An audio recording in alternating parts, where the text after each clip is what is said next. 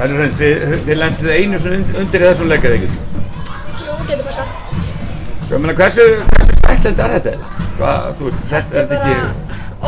Ósættanlegt eiginlega. Þetta er bara lélegt, algjörlega á okkur. Við erum búin að vera í hörku leikjum á móti liðum sem kannski teljast vera betra við. Já. Sem við kannski komið stundum bara sáttar út úr, út af við vorum bara að leggja hart af okkur. En þetta var bara klúður, við áttum bara að klára þennan leik. Og hvað klikkar í lokin heldur? Sóknarfrákast og rosalega seinna tilbaka. Ég meina þær skora úrslitakörfuna í hraðarhlaupi þegar við erum búin að jafna leikinn. Það er 40 sekúndur eftir. Menna núna eru þið nýliðar í deildinni.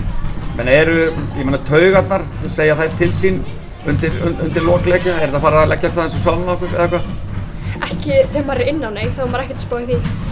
Ég upplifi það ekki þannig, en það er samt eins og eitthvað gerist þegar við erum yfir og náum ekki alveg að gefa í sjötta gír og komast lengra. Heldur alltaf svona sitjum við aðeins á okkur, en ég veit ekki alveg hver ástæðan fyrir því er.